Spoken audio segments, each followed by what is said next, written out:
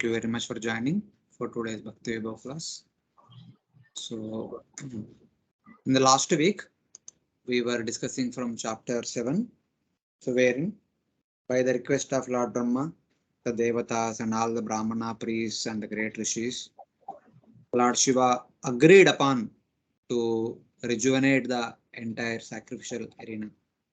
There, Lord Shiva kind of directed some corrections can be done, like adding a goat head to Daksha, goat beard to Bhrigu, and like that. So the experts in this particular field, they have done all the needful. Then by adding the goat head to Daksha, Daksha got revived as if he was in deep sleep and he got up. As soon as he got up, he saw Lord Shiva in front of him. By seeing Lord Shiva, somewhat his heart is purified. Then he offered prayers to Lord Shiva and begged forgiveness from Lord Shiva. And Lord Shiva kind of gave a slight smile, forgave him. And then Brahma requested him to restart the sacrifice. Then Daksha ordered all the Brahmanas to purify the entire arena so that the sacrifice can go on and can be completed.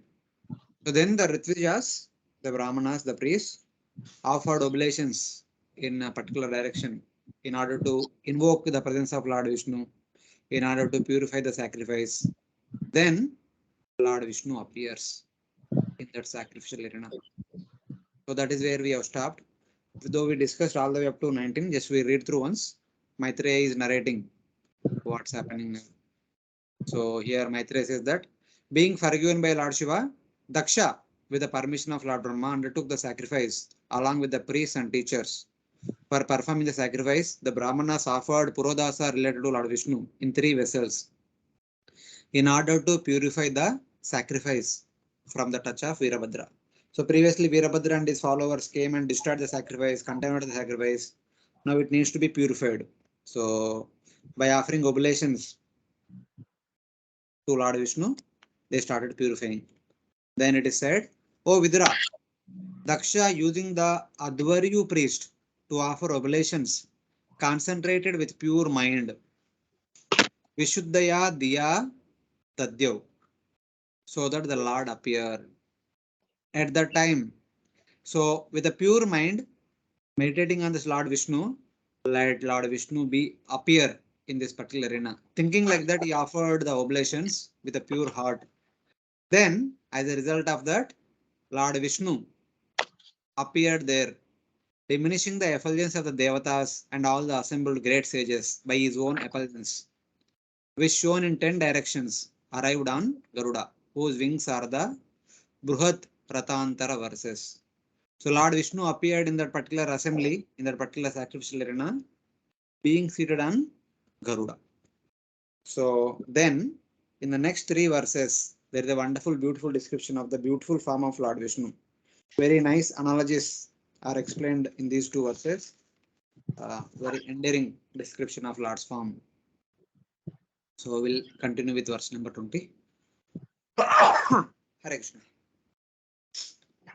Shamo Hiranyarasanurkakireetajusto Neelalakabhramaramanditakundalaasya Shankabjashakrasharashapagadaasi charma Vyagrairiranmaya iva karnikara.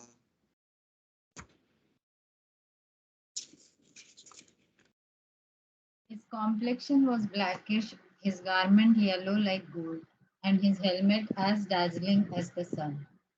His hair was bluish, the color of black bees, and his face was decorated with earrings.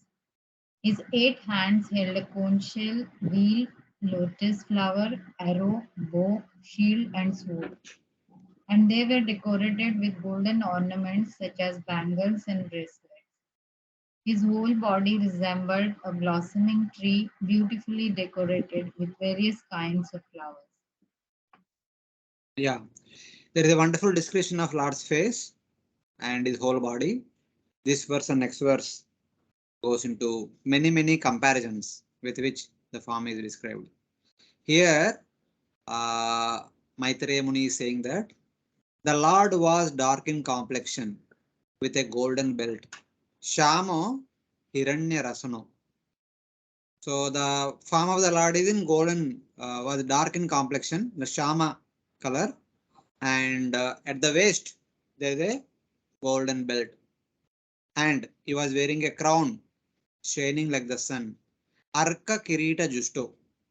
The mukut is like the sun, and is having a face surrounded by locks of hair, black like bees. So beneath the mukut, there are so many curly hairs are there. So they are appearing like a block like bees. They are all appearing to be like bees swarming around. Neela Alaka Brahmara Mandita. So Brahmara is bees. Mandita means together. And wearing earrings. So beneath the mukut, there are so many curly hairs. And beneath them, the 2 ears are there. And beneath them, the kundal earrings are there. So this entire thing appears to be like the bees swarming over. And then he appeared like a lotus, since he was holding the conch, lotus, chakra, arrow, bow, club, and shield. With the entire form, Lord appearing like a beautiful lotus flower. And he is holding the 8 weapons. Here 8 weapons you can count. 1, 2, 3, 4, 5, 6, 7. One more is missing. Shanka, Abja, Chakra, Shara, Chapa, Gada, Asi, Charma, Vyagrai in his gold ornamented hands. So here this form is like a 8-handed form. So it's like that. This is the beautiful description of Lord's form. The whole body is like a newly monsoon cloud, Shama color.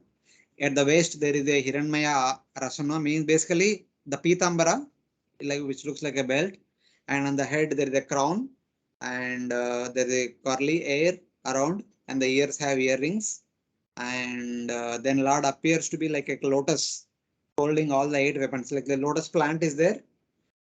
The plant will be like blue color, dark blue color, and there are so many lotuses around which are in pink color. So all these weapons along with the hands are like the different lotuses. So that is the understanding. What is the significance of the Shankha and the Shankha Chakra Gada Padma. Gada and Chakra is for the demons? Shankha Chakra, Shankha and Padma are for devotees. Yeah. If you remember, you can revisit. We discussed about the significance of the symbols in the lotus feet of Lord Vishnu. Chapter 28, 3rd canto. When Yogi meditates on Paramatma, in that Maitreya Rishi describes about, Lord Kapil actually describes about what are the different symbols are there in the lotus feet of Lord Vishnu and what is the significance of each symbol. So there all these symbols were there. Later on, not now. So basically 2 out of 4 hands, 2 are for devotees to bringing auspiciousness. Lotus, symbol of beauty, symbol of fragrance, nice fragrance, symbol of auspiciousness. Conch shell, every morning for every aarti we blow conch shell. When you blow the conch shell, the entire ether becomes purified. So in that way. Chakra and Gada to punish demons, something like that. Hare Krishna. Yes, Mataji. Prabhuji, is there any significance that when Lord appears in how many handed forms? Because this is quite a unique form, no? Means with many weapons he has appeared. So is it because means any reason particular or just Lord's wish? I don't know why he appeared here with 8 hands. No reason. Okay, because I have heard in one of the Prabhupada lecture that even Shankha Chakra Gada Padmana, in which hand Gada is there, in which hand Padma is there, depending on the position of that, also the name of the Lord changes. Means he takes some particular Yes, name. yes. So that is why I The was thinking. 12 names that the 12 names that we chant while applying tilak, they are all corresponding to the order of the weapons in different hands and different position. That is there. Yeah. So I thought maybe 800 form also has some significance. Yeah, exact reason I also don't know. Today was reading it and okay, 800 form is there, but why 800 form? I also don't know. So Lord appeared like that. Just to display his what you can say is Aishwarya, is opulence, is superior position. So Okay. maybe that would be one other reason.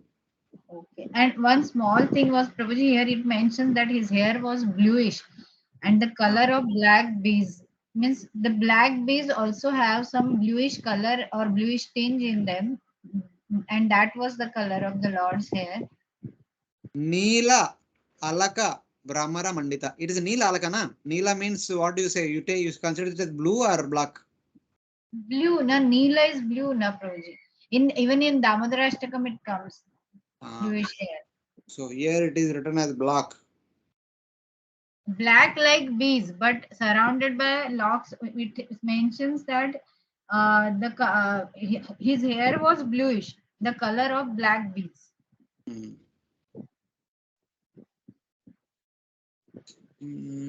I don't know because Lord's form is bluish. Lord's hair is not bluish. We don't see anywhere hair being blue color. Hair is always black color only. Because sometimes reddish color also is mentioned about the Lord's hair. At some Reddish point. like bimba fruit, not the hair. Lips are like reddish. Hair is always said to be black only. Black curly hair like this. This word comes many places in the Bhagavatam. All over. I don't remember the exact line. I will send you later. And even in Damodara Ashtakam, it is there, probably bluish hair kind of. हो So सकता है. Generally, it is blackish only. Lord's form is bluish and his hair is blackish always. Maybe I don't know exactly. So Okay. Neelalaka sometimes can be taken as bluish also seems like that, but so I don't know exactly what is the reason why it is being used like that. Okay, Prabhuji. Thank you, Prabhuji. Maybe I was thinking that sometimes we see some bees, they are not completely black. That blackness has the bluish tinge in it. So maybe Okay. that kind of a color is there of the Lord's hair. That's हो what I. सकता है, sometimes हो सकता है. It can be possible. We cannot Yeah. dismiss it completely. But generally, it is like black curly hairs. That is the terminology is used. Okay. Okay. Thank you. The Lord is described in 2 verses. He had a belt of golden bells. Rasana means that he had yellow cloth. So basically, the golden belt is indicating the Pitambara Vasra. The entire Pitambar dhoti which Lord wears is said to be like the belt here. And then he had a crown as brilliant as the sun. His face was decorated with black locks like the bees and with earrings. So there is a comparison of the face to the lotus, hair to the bees. The hair means curly hairs to the beaks, and earrings to the sun, which comes to make the lotus blossom. The entire face is like the lotus. So like that. Not only the face, even the hands along with the weapons are also considered to be like different lotuses and the tree of the lotus plant, something like that we can see. His arms were golden with bracelets, armbands and rings, and he was holding different weapons to protect the devotees. With this, he appeared like a flowering Karnikara tree or like a lotus with 8 petals. Okay, the entire form of the Lord can be seen as one lotus. In between, there is a Karnikara means a pericap, and it is surrounded by 8 lotus petals. The 8 lotus petals are corresponding to the 8 arms, the 800 form of the Supreme Lord with all the 8 weapons. And Lord himself is like the pericap of the lotus. So he's like the Karnikara flower. Verse number 20. So that is a wonderful description of Lord's form. The same thing continues in one more verse. Lord's beauty is further continued. Vakshasi adishritavadurvanamali udara asavalokakalaya ramayam cha vishwam parshvabhramadvyajana chamara rajahamsa shvetatapatra shashino parirajyamana. Lord Vishnu looked extraordinarily beautiful because the goddess of fortune and a garland were situated on his chest. His face was beautifully decorated with a smiling attitude which can captivate the entire world, especially the devotees. Fans of white hair appeared on both sides of the Lord like white swans, and the white canopy overhead looked like the moon. Yeah, this is another wonderful example of Lord's beautiful form. On the chest of the Lord, there is Lakshmi and also a garland. Vakshasi Adhishrita Vadur. Vadur refers to Lakshmi. And then Vanamali, the flower garland. He gave delight to the whole universe with his elegant, smiling, sweet glance. Udara Hasa Avaloka Kalaya. So Udara Hasa. So Udara Hasa means the compassionate glance. Avaloka Kalaya means compassionate, Udara Hasa is compassionate smile and Avaloka Kalaya is compassionate glance. So he is giving happiness to the entire universe. At his sides were a fan and chamara like two swans. So his associates are doing seva. So Parshva Brahmad Vyajana Chamara Raja Hamsa. So one is doing Vyajana Seva, other one is doing Chamara Seva. And both of these two things are appearing to be like two Hamsas, two swans are standing next to him. And above his head was a white umbrella, Shweta Atapatra, shining like the moon. So in that way. Here the analogy goes like this. On his chest was Lakshmi, Vadhu.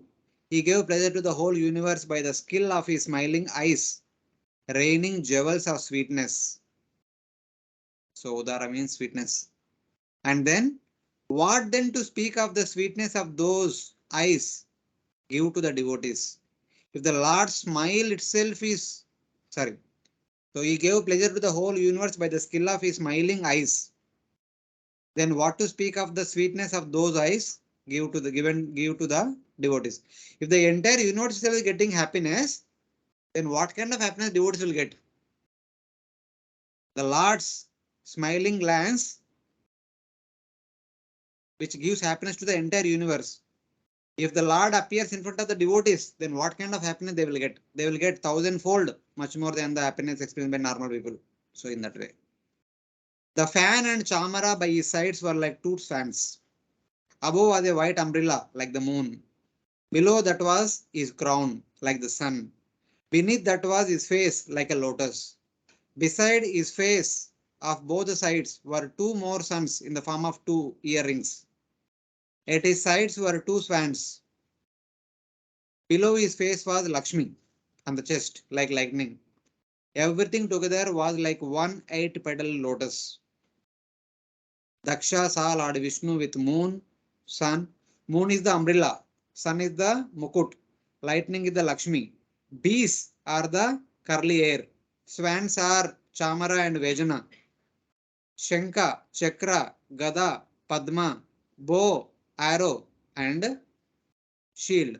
So bow, arrow, and shield is there. The eighth arm must be having sword. Because generally the fighting warriors will have sword and shield for both the hands, or bow and arrow, both the hands. Normally Vishnu has Shanka, Chakra, Gada, Padma. So like the 8 hands, he is having 8 different weapons. So this is the wonderful, beautiful description of Lord's form, the way he appeared. Yes, Prabhu. When they say that the goddess of fortune was situated on his chest in the form of a white heron, or actually, how do you understand this? So that's what is called Srivastankita Vakshasthale. So Srivasta Ankita. Mother Lakshmi stays always in the chest of Lord Vishnu, but like a lion, like a golden lion. That is the meaning. That is the meaning of it. Previous was it is mentioned that Little the louder. Lord was Sham. The complexion is blackish. So Vishnu's complexion is also blackish. Ah yes, Vishnu is blue. Bluish color or blackish water. It is not black, blackish. Blackish. Shama. Newly monsoon cloud. Yes. Lord Krishna, Lord Vishnu, they are all. Lord Rama is greenish. Otherwise, Lord Vishnu is bluish. I always thought Vishnu is not blue. He is Vishnu, I mean, Vishnu, that's all that. No, Vishnu is bluish only. Mother Lakshmi is the golden complexion, but Lord Vishnu is always bluish. But many times in the photos we see golden color only. All the pictures we see Vishnu to be golden. Do we have any figures in the fourth canto? Yeah, Here he is yeah, also. to this, there's a picture of Vishnu. It shows bluish color on the. See, Vaikuntha Vasi is also shown bluish. So Vishnu is bluish, generally bluish. Maybe sometimes because of the need of the hour, it might be. See here, both the places. The Vishnu appeared to Dhruva is bluish. So the Paramatma form is also bluish. Vishnu is bluish. And apart from the symbol of Lakshmi, there's one more thing on the chest of Vishnu. I mean, Kaustuba. the jewel. Kaustuba is money, the jewel. Jewel. Yeah. So now Maitreya Muni is continuing the discussion. So Lord appeared. Then what happened? All people fall flat, offer praises. So that is the entire discussion in the upcoming chapter. Tamupagatamalaksha sarve suraganadaya pranemu sahasotaya brahmendra tarkshanayaka tattejasa hatarucha sanna jihvasa sadvasha मूर्ध्ना धृतांजलि पुता उपतस्तुर अदोक्षजम्. As soon as Lord Vishnu was visible, all the demigods, Lord Brahma and Lord Shiva, the Gandharvas and all present there immediately offered their respectful obeisance by falling down straight before him. In the presence of the glaring effulgence of the bodily luster of Narayana, everyone else's luster faded away, and everyone stopped speaking, fearful with awe and veneration. All present touched their hands to their heads and prepared to offer their prayers to the Supreme Personality of Godhead, Adokshaja. Yeah, wonderful description of what happened. Seeing that he had arrived, that means seeing that Lord Vishnu had arrived, all the devatas led by Brahma, Indra and Shiva, Brahma, Indra, Tarksha Nayaka, offered respects immediately, with their effulgence fading in his luster, with choked voices, with agitated hearts, putting their folded hands on their heads, they offered prayers to Lord Vishnu. So that is the indication. So in the purport, Prabhupada says that it is a normal feature that all the devatas, whenever Lord appears, they offer prayers. Brahma, Indra, Shiva were the leaders. Sanna Jihva means choked voice. Sada Sheshad Dvashat means in an agitated state. They place their hands on their heads. So basically, Prabhupada writes, it appears that Lord Vishnu is the Supreme Lord, even for Lord Shiva and Lord Brahma. What to speak of the other devatas, Gandharvas, and ordinary living entities. So taking a reference from this verse, Prabhupada is trying to establish that, see, Lord Brahma, Lord Shiva, all of our businesses, that means Lord Vishnu is Supreme Lord. It is stated in a prayer that Yam Brahma Varunendra Rudra Maruta, all the devatas worship Lord Vishnu. Similarly, who all the devatas? Brahma, Varuna, Indra, Rudra, Marutas, all worship the Lord Vishnu. Dhyana Vastita Tadgatena Manasa Pashyanti Yam Yogina. Yogis concentrate their minds on the form of Lord Vishnu in the Dhyana state. Thus, Lord Vishnu is worshipable by all the devatas, all Gandharvas, and even by Lord Shiva and Lord Brahma. Tad Vishnoho Paramam Padam Sasa Pashyanti Suraya. Vishnu is therefore the Supreme Personality of Godhead.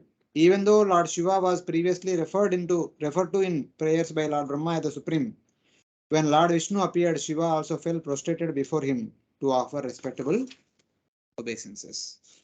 So that is the position of Lord Vishnu. So Prabhupada is taking the opportunity to establish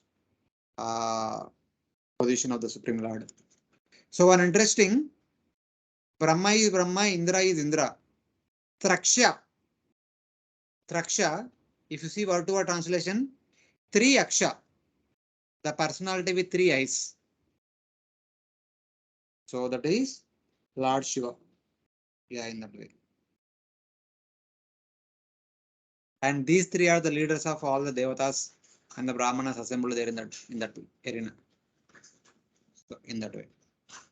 Now they fell flat, got up, put the hands on above their heads, and they began to pray something. Api arva guruttayo yasya mahitu atma bhuv adaya yatamati grunti sma kritanugraha vigraham.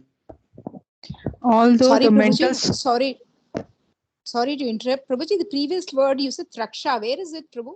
In the verse? Yeah, verse number 22. Yeah, last line. Brahmendra Tarksha Nayaka. Brahma, Indra, Traksha means 3 Aksha.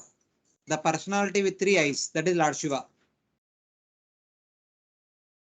yeah, I got it. Thank you. Sorry. Yeah, Traksha Nayaka. Generally, we hear one named Tarksha. Tarksha comes. That is referring to Kashyapa Muni's son, Garuda. It is being used like that sometimes.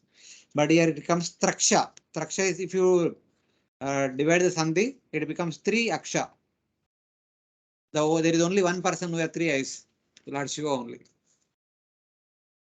23 verse says they were fearful. Why should they be fearful? Who? They were fearful with awe and wonder. We'll see why they are fearful. Wait.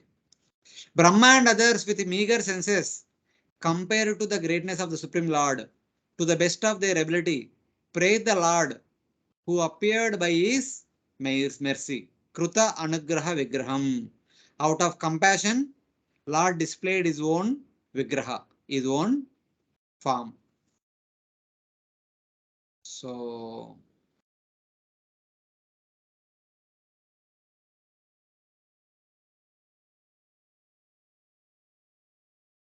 of course, when master comes, servant is always fearful. No?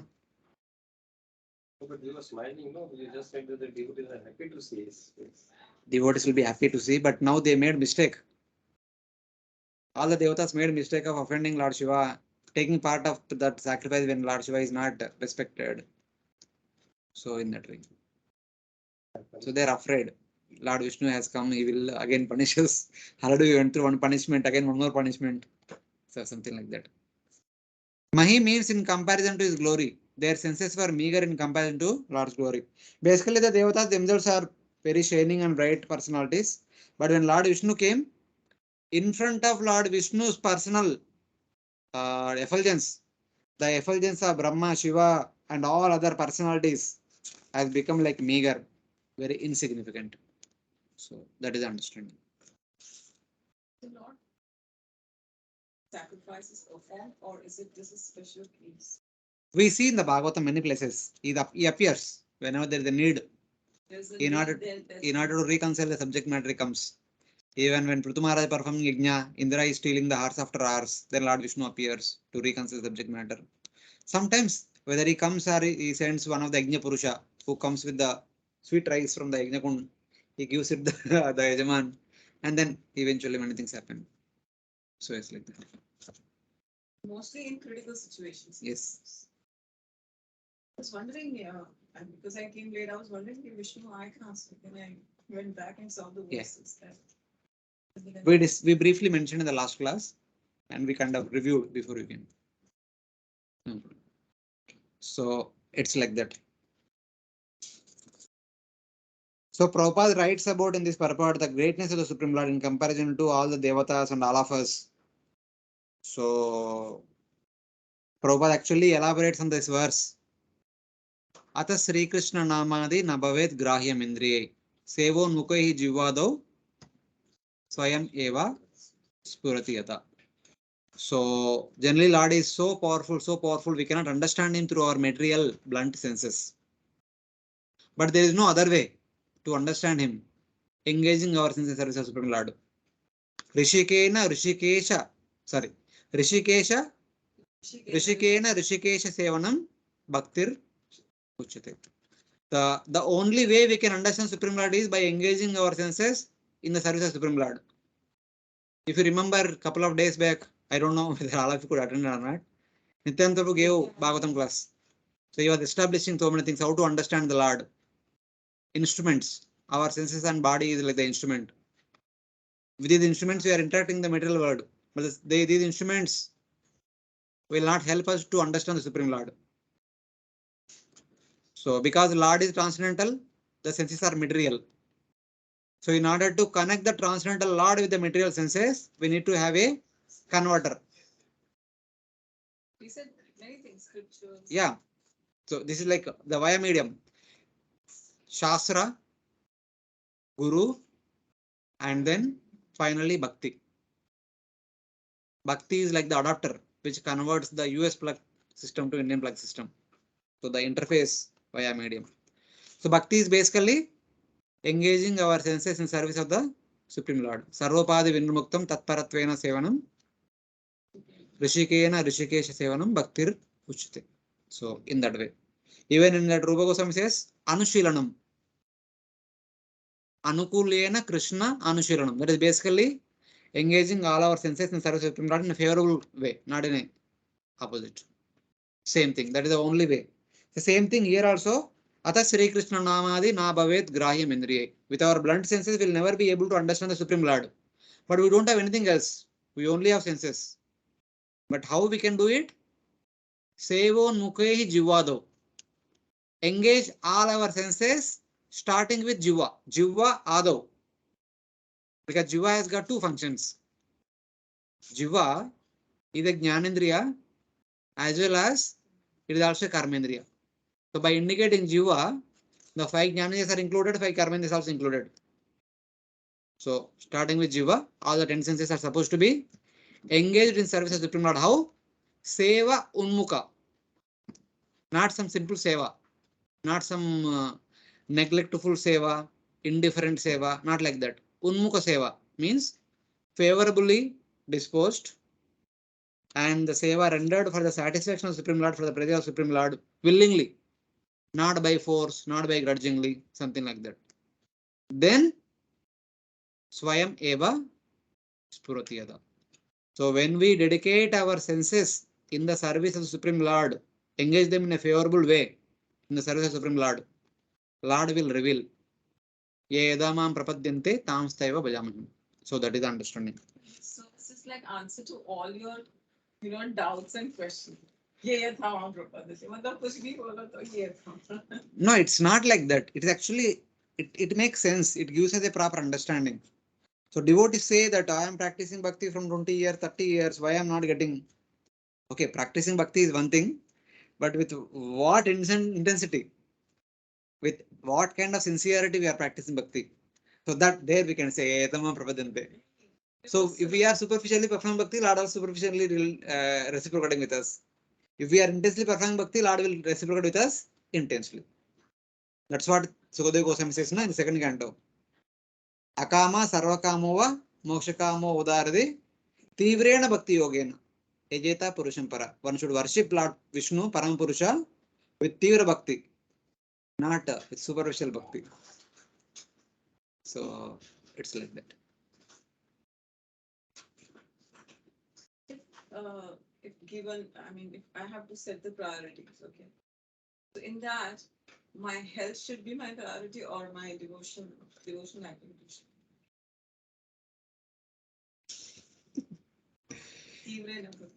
Okay, Tivrena Bhakti. What are supposed to be given priorities?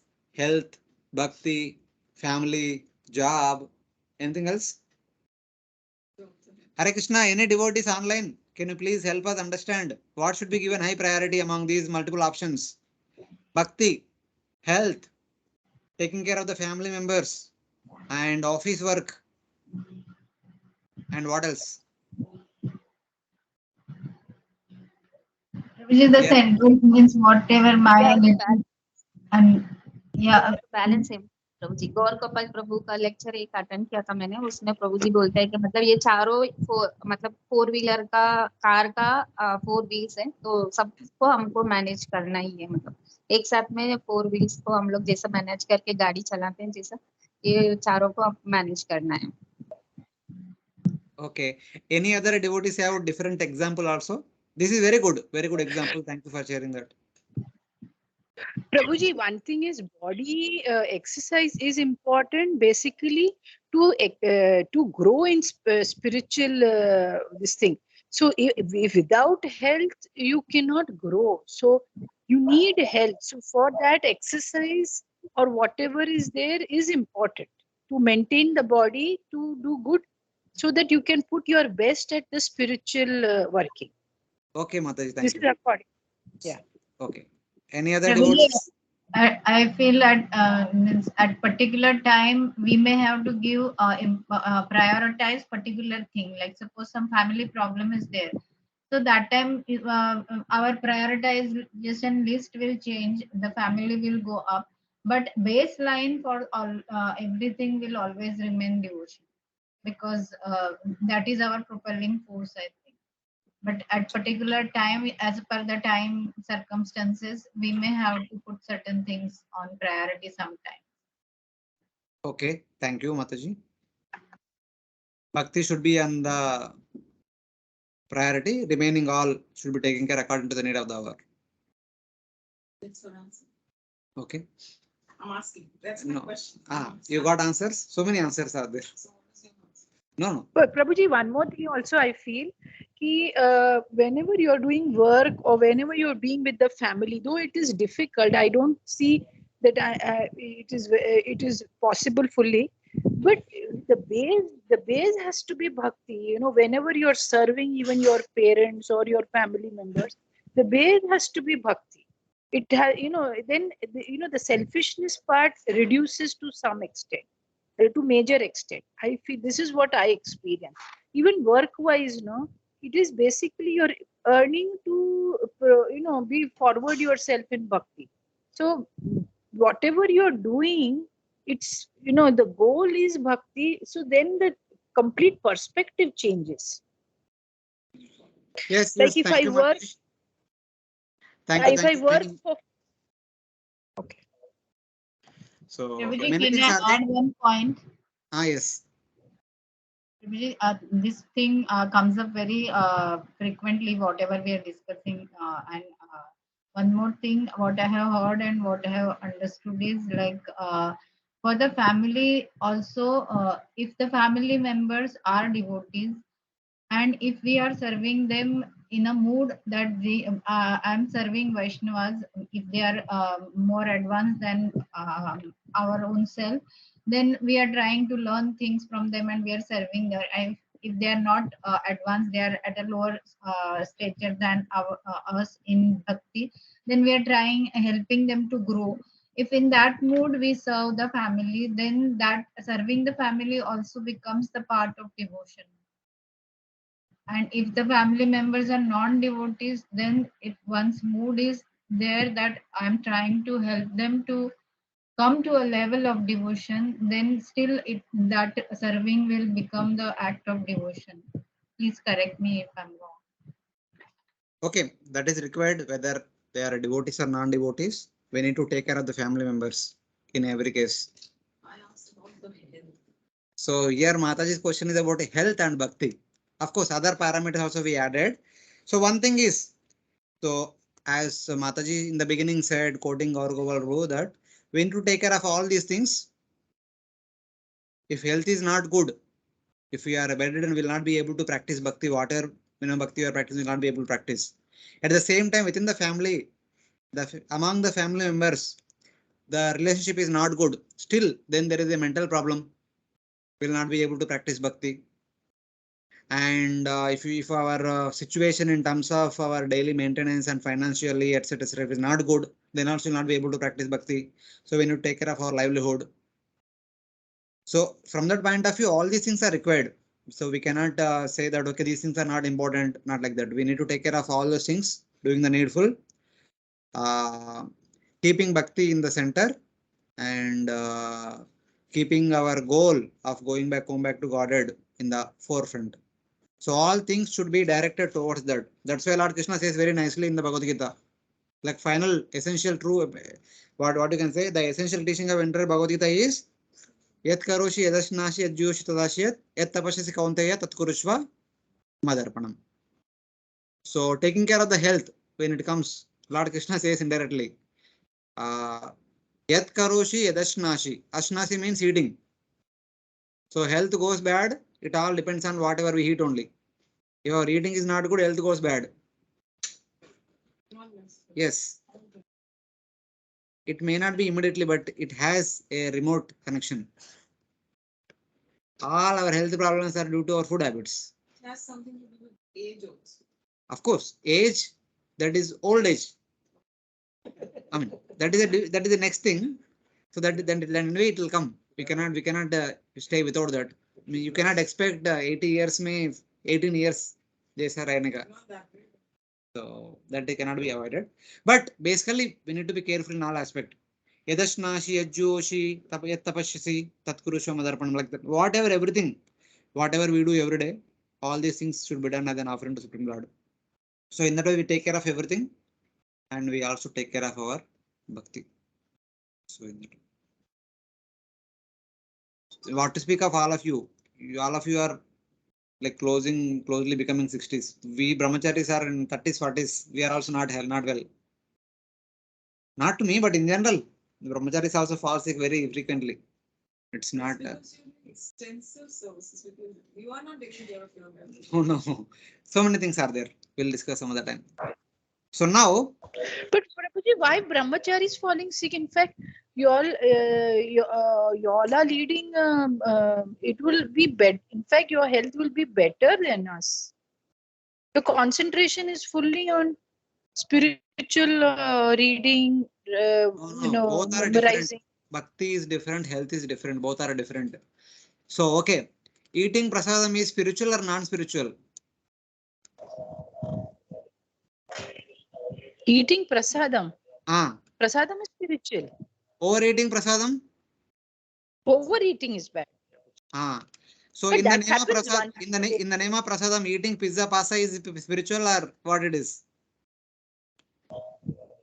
In the name of Once prasadam, in a eating way it pizza is pasta, bakes and cakes, and so many other things. Once in a way it is okay, Prabhuji. Okay. Once in a way, okay. Once in a way it is Okay. Once in a yeah, day. once in a way it is okay. It is okay. Day. Not regularly. Not regularly. Once in a meal. It's No, okay. not once in a way it is okay. You also feel different tasting some different food. It gives some joy. In the name of tasting, it goes overboard and that leads to the problem. Is that sometimes you a little off track. Just a little. थोड़ा सा takes like जाए तो विषय Yes. downfall होता है. Yes. That is the problem. So don't worry so much. Brahmacharis also fall sick more than outsiders. At least outsiders have a lot of physical engagement. So whatever they eat, they digest and nicely they move on. Brahmacharis don't have any physical engagement also, not so much. So kuch log week. So it's like okay, we'll go ahead. Don't worry about all those things. We need to deal with them. That's all. We need to live with them.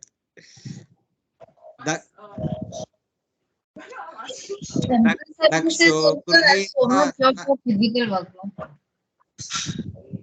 Daksho Gruhita Rahana Sadhanottamam Yagneshwaram Vishwasrujam Param Gurum Sunandanandadi Anugervitam Muda Grunan Prapadde Prayata Krutanjali. When Lord Vishnu accepted the oblations offered in the sacrifice, Daksha the Prajapati began with great pleasure to offer respectful prayers unto him. The Supreme Personality of Godhead is actually the master of all sacrifices and preceptor of all the Prajapatis. And he is served even by such personalities as Nanda and Sunanda. With folded hands and concentrated mind, Daksha, joyfully offering prayers, surrender to the Lord, the master of sacrifice, the supreme Guru, Param Guru, who accept the offerings of sacrifice, the best vessel, sacrifice in the best vessels, and who is surrounded by Sunanda and Nanda. So Lord came along on the Garuda along with Nanda and Sunanda, who are seated next to Lord and offering Chamara and Vajana Seva. So then this Lord is glorified by Daksha. First person who is offering prayers is Daksha. Sadhana means vessel. The Lord accepts the offerings in the best vessels. Another reading has Gruhita. That means Daksha, taking the best vessels and offerings, praise the Lord and surrendered unto the Lord. So it's like that. So now onwards we see that one personality there in that assembly offer one prayer. The same kind of offering prayers by multiple devatas we also see in the 7th canto. When Narsingadev appears after killing Hiranyakashipu, Lord is still angry. All the devatas began to offer prayers one after the other. Brahma, Shiva, Indra, Chandra, Varuna, Vayu, everyone offers prayers. Still Lord did not become pacified. Then they request Mother Lakshmi to do the needful. Lakshmi says, no, I never saw my Lord like this, very angry. Aaj main nahi jaunga saath mein, baaju mein. Then Brahma requests Prahlad. Prahlad, only you can pacify the Lord because Lord came for you. Then Prahlad offers prayers. Same thing we see here also. All the personalities in that assembly offering prayers one after the other. And interesting thing is that all people are offering prayers, and they are actually, in one sense, they are not prayers. They are prayers also, but they are simply complaining on others. We'll see how and what kind of complaint they are doing in the upcoming verses. Shuddham Swadamni Uparata Kila Buddhiyas Avastam Chinmatramekamabayam Pratisiddhyamayam Tishtam Tayaiva Purusattvamupeta Tasyam Aste Bhavan Aparishuddha Ivatma Tantra.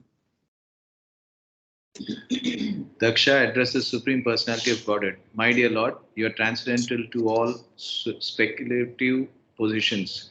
You are completely spiritual, devoid of all fear, and you are always in control of the material energy. Even though you appear in the material energy, you are situated transcendently. You are always free from material contamination because you are completely self-sufficient. Yeah, Daksha is saying, my dear Lord, you are one alone. He says you are one alone, for which Lord says I am not one, I am three. Myself, Brahma and Shiva are not different, we are same. If you remember in the Atri, the first chapter, Atri offers prayers, that time also the Devata, the three deities say that we three are same. That's why we came. Though you, since you have asked for the controller of the entire universe, we three are the controllers and we three are same, and we came. But Daksha is making the mistake that you are one alone. Bhavan Eva. Fearless, pure consciousness alone. Chinmatra Mekam. Beyond all material intelligence. Divide of Maya. Situated in your spiritual abode. Accepting the role of the Purushavatara along with Maya within the material world, you remain independent, though you appear contaminated with material qualities. When you come to the material world, in order to create them, maintain them, annihilate them as Purushavasaras, Karanadaksha Vishnu, Garbhodaksha Vishnu, and Kshirodaksha Vishnu, you accept Maya. You accept a material body with material qualities. Like that, he is saying that. You are pure consciousness alone, devoid of Maya, situated in your Sarupa. Taking the role of a human, you appear to be impure. So whenever Lord appears with a human being, so he appears to be impure. Contaminated with material attachment within Maya. When taking forms like Krishna or Rama. Lord Krishna and Lord Rama are completely human. But in these forms, seems that you are contaminated by material qualities because you are possessing a material form. You alone are the Lord and take the coverings of knowledge. Others taking coverings of ignorance like Shiva, though playing human roles, do not know how to act. So my dear Lord, though you appear like human, you take the covering of knowledge. But personalities like Lord Shiva and Lord Brahma, Indra, Chandra, though they appear like human, but they have accepted the covering of Ignorance. They don't know how to act. So indirectly saying that only you alone pure, completely pure. You alone Shuddha. You alone, though appear like human, but you are not touched by material qualities. It seems that you are contaminated by material qualities, but not. That means rest all in that assembly are contaminated. Hare Krishna. Yes.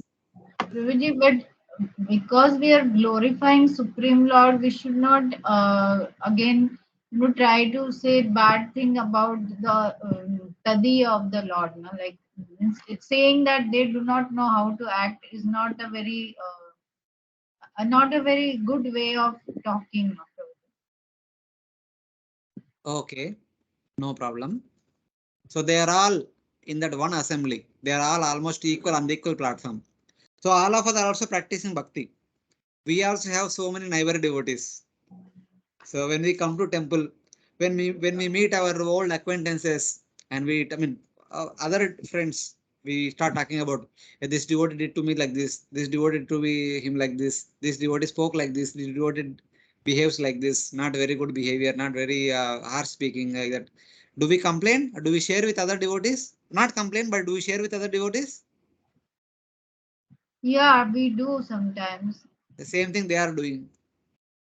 But he is talking, Daksha is talking to Supreme Lord na in his. We are also talking in the temple only. We only on Sunday Bhagavatam class होने के बाद खिचड़ी लेते हुए बाजू में बैठते हुए बात करते. वो टेम्पल पूरा भगवान का प्रांगण है. That means anywhere we are in the temple, we are in front of Lord only.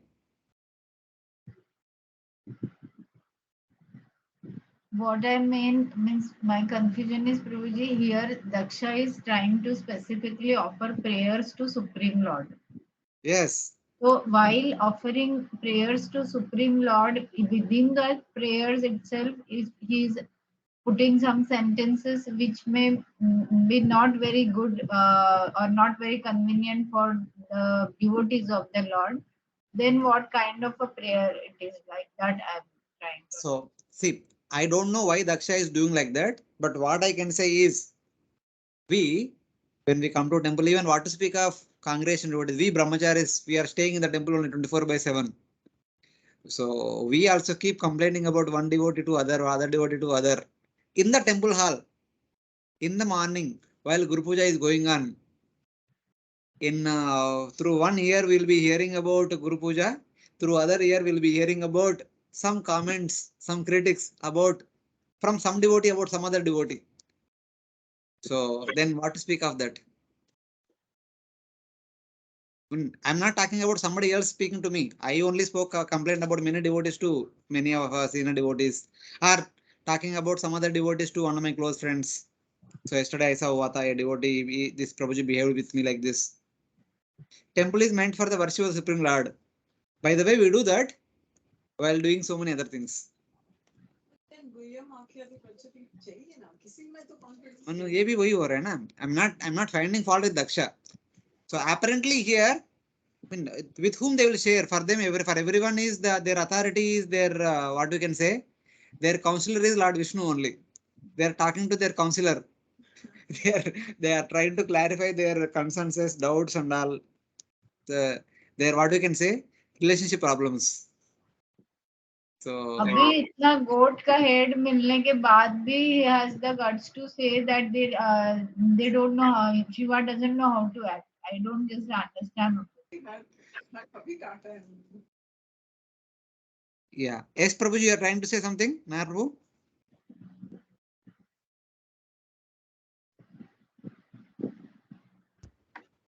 No, Prabhuji, I didn't say anything.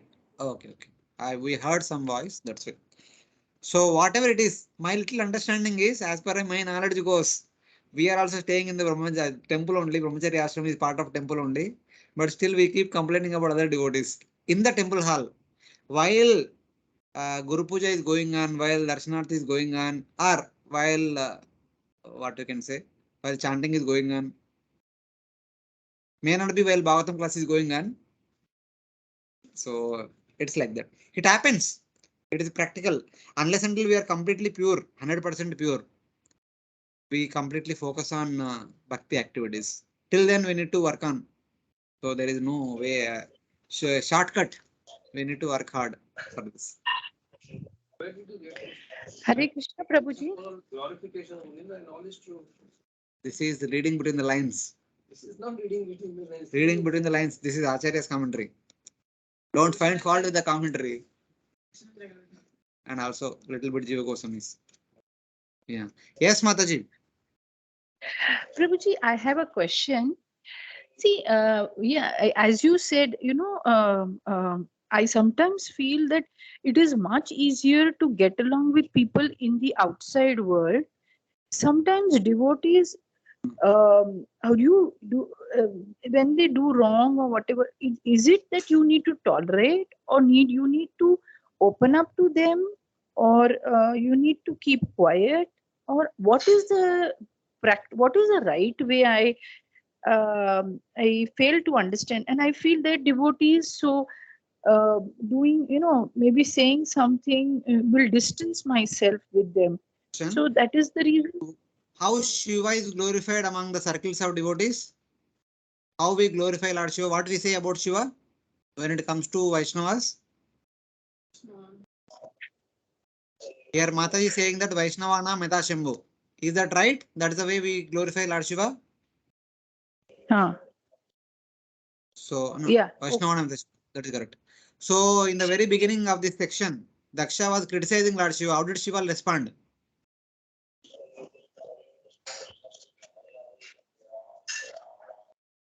How did Lord Shiva respond? We need to follow in the footsteps. Okay.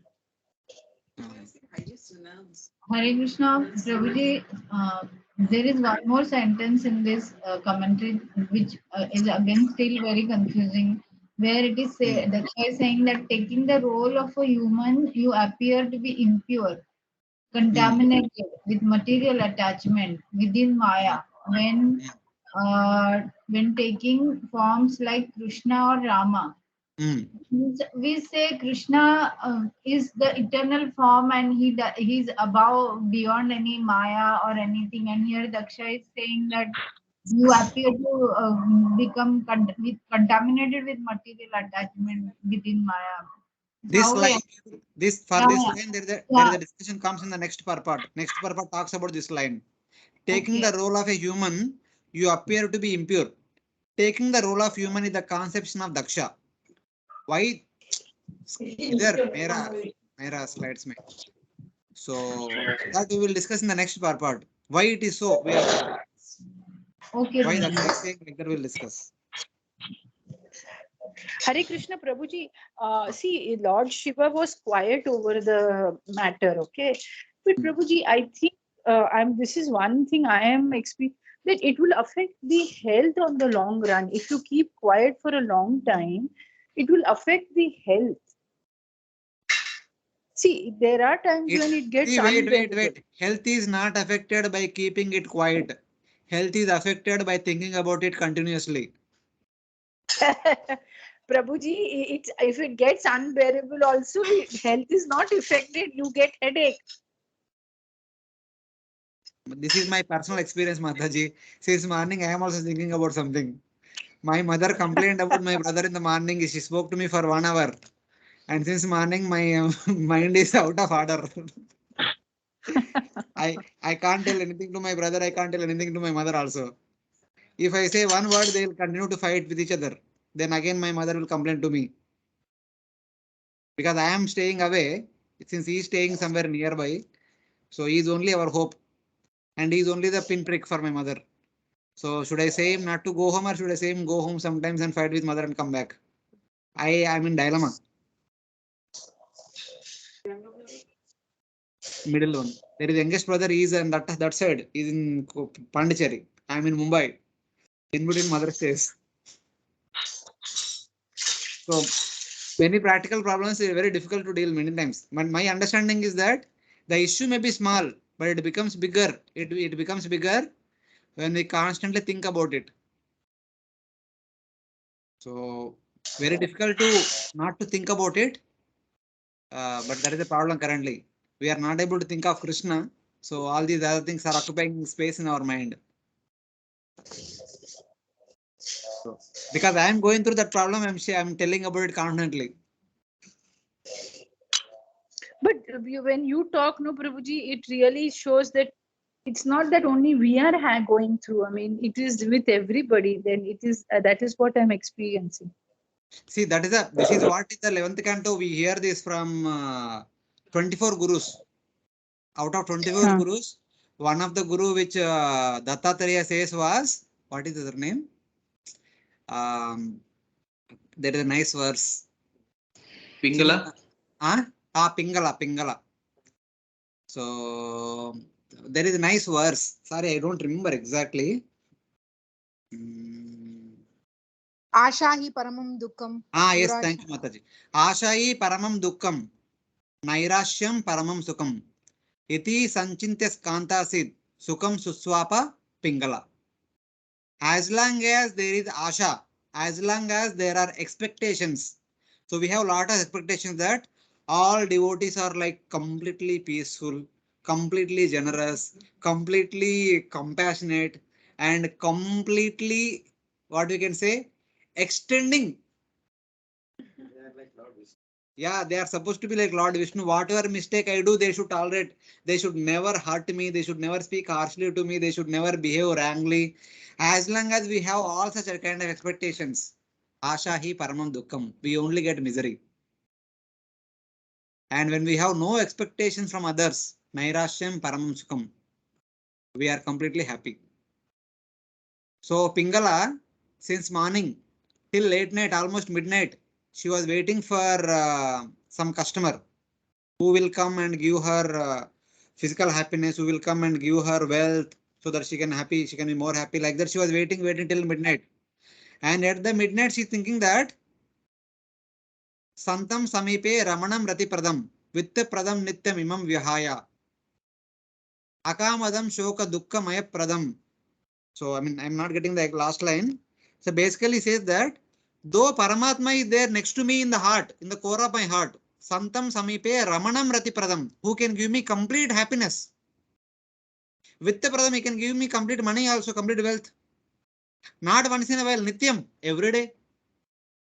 Imam Vihaya, having given up him, having given up his service,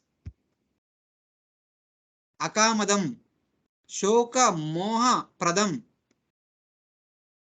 Dukka Maham Bhajagna. I am worshipping the men of this world who only give me Shoka, Moha, Dukka, etc., etc., etc. So that is her realization. The same applies to her. Same applies to us. We are also giving us the seva of that person who can give us complete satisfaction. We are looking outward. We are expecting satisfaction from the people of this world. Quote unquote devotees or non-devotees. And so many other things. Instead, we can have all these expectations from Paramatma as a supreme personality of Godhead, not from externally. So that should be our understanding. Eventually, she realized that, I mean, at the end, the Dattatreya says that Asha, she realized that Asha hi paramam dukkam nairashyam paramam sukham. Iti sanchinta kantasi sukham suswapa pingala. Then thinking like that, having a Asha is the cause of misery, having no desire in this material world is the cause of happiness. Then at midnight, she went to sleep very happily. And the next day onwards, she gave up her duty and she became perfect devotee. So the day when we become like that, then we also become happy. As long as we have expectations in this material world from the world, that means from the objects of the world and from the people of the world, we are in misery only.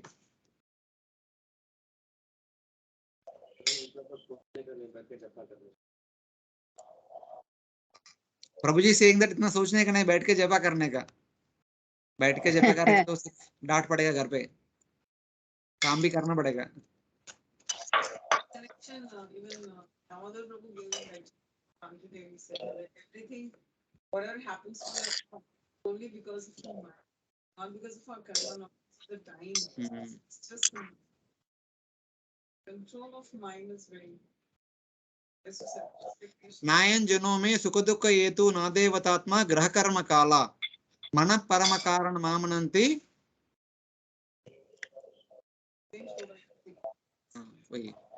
Nayam Janome, not the people. Sukadukha Hetu, the cause for my happiness and misery are not the people, not the grahas, navagrahas. We always worried about our birth chart, what is happening to me. Shani when is coming, Rahu when is coming, and Guru when is coming, Surya when is coming, etc. etc. Graha, not karma, not kala. Then what is the reason? Mana, mana paramakarana mamananti. Samsara chakram parivarta etat. It is only because of mind, it is only because of our thought process, it is only because of our desires in the mind, which is putting us in the cycle of perpetual misery. Samsara chakram, the cycle of repeated birth and death, which is nothing but miserable existence in the material world. So it is like that.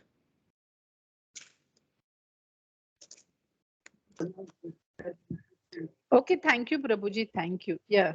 So you need to I give might a practice.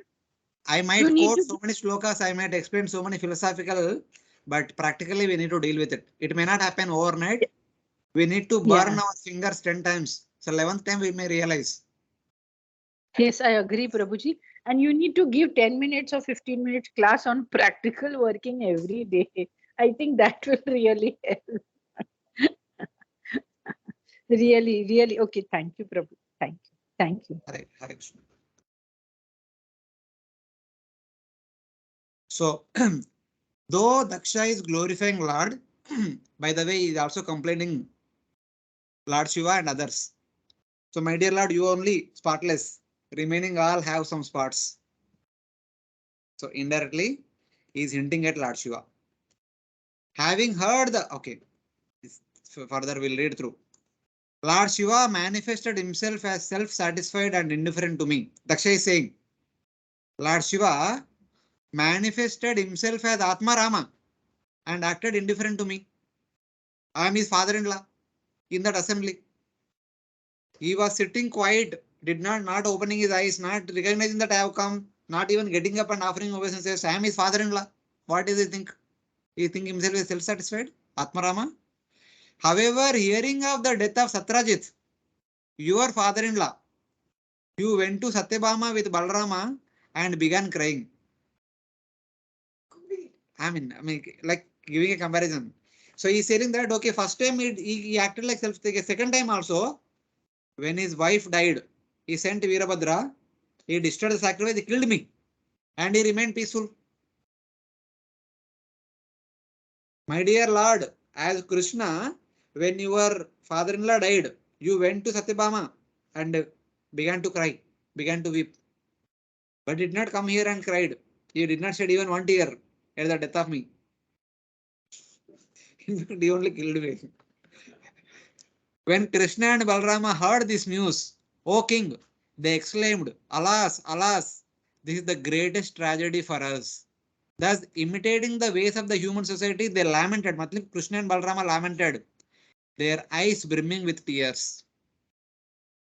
Bhagavatam explains that after the marriage with Satyabhama, maybe a few months later, Krishna and Balarama got the news that the Pandavas were sent to Varnavat and the house got fire. So in that accident, the Pandavas died.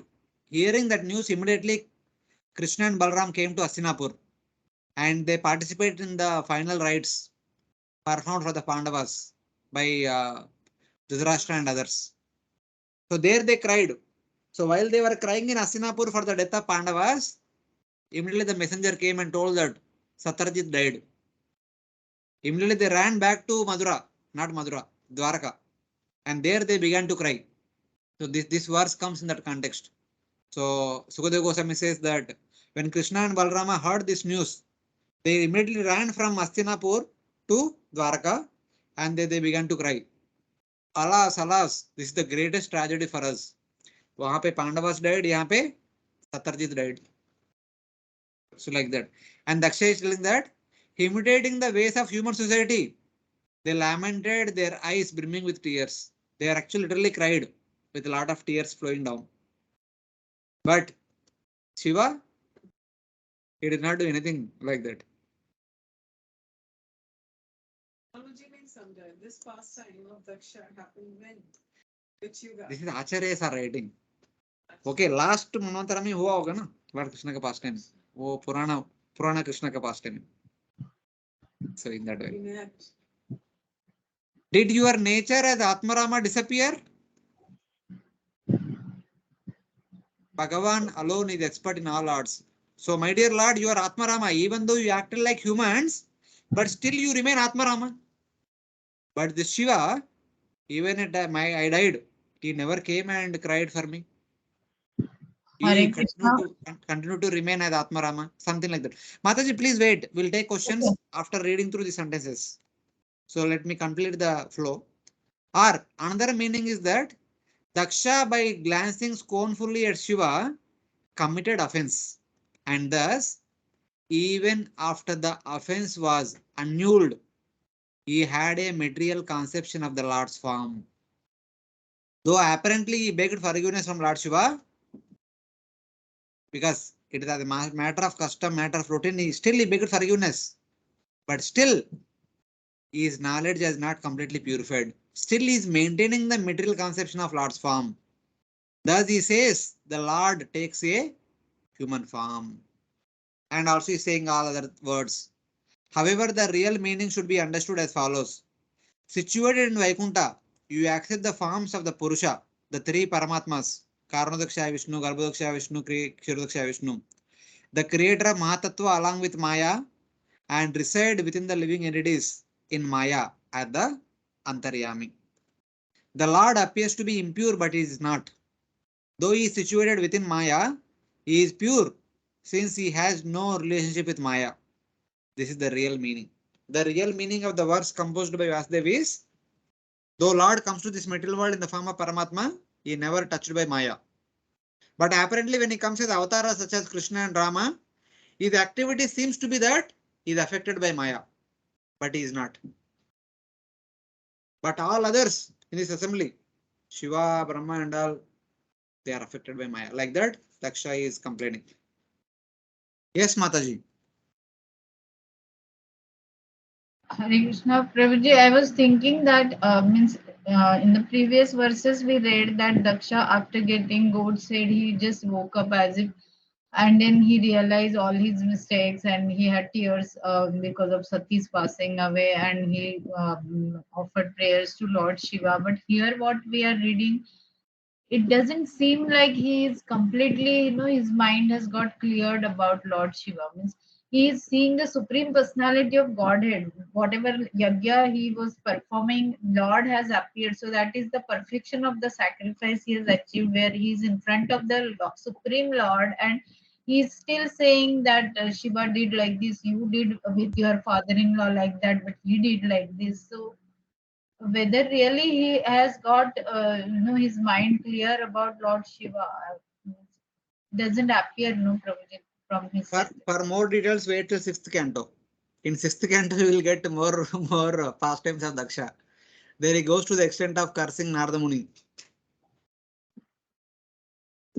Apparently for no reason. Yeah. After this episode, eventually it happens. So it is, that means we need to understand that after offending a Vaishnava, even though we may beg forgiveness, sometimes out of genuinity, sometimes as a matter of custom, but will not be completely purified. So it is better to be careful than committing offense and correcting afterwards. So that lesson we should understand from Daksha. Yeah. Though he begged forgiveness from Lord Shiva, still he is not completely purified. That means, in one sense, I'm not finding fault with Daksha, but his offense is so great that begging forgiveness cannot nullify his offense. So some offenses are so great. And begging forgiveness also, it depends at what level one is asking forgiveness. No, Prabhuji. Just for the saying means words forgiveness के रहेंगे लेकिन दिल में वैसा कुछ नहीं रहेगा. So then it is not the actual forgiveness. Yeah. It is just show of forgiveness. It's like that. And there is also one thing is they ask for forgiveness and repeatedly they do the same thing again. And that is surprising, Prabhuji. I feel why ask for forgiveness then? I mean, people like us, we don't learn one time. We need 10 times to be burnt. So 10 times के बाद कुछ लोगों के लिए 10 times चाहिए, कुछ लोगों के लिए 100 times चाहिए. So everyone may not be able to realize it easily. Actually, I feel Prabhuji Daksha represents us only, no, because we also many times may ask forgiveness or may forgive somebody, but still later on, whatever maybe things he had or she had done with yourself, that keeps coming in the mind and that keeps hurting you, which means we have not really forgiven that person. So, Yes, that is true. So Daksha represents that tendency in our side. Actually, it is not representing. We should see ourselves as Daksha. Then only we will learn lesson. Yeah. Thank you. Yeah. So we'll continue. We'll try to cover a couple of verses more. Already 8 o'clock. Tatvam nate vayam ananjana rudra shapat karmani avagrahadiyo bhagavan vidhama dharmopalakshanamidam trivrudat advarakyam jnatam yadartamadi daivamado vyavastha.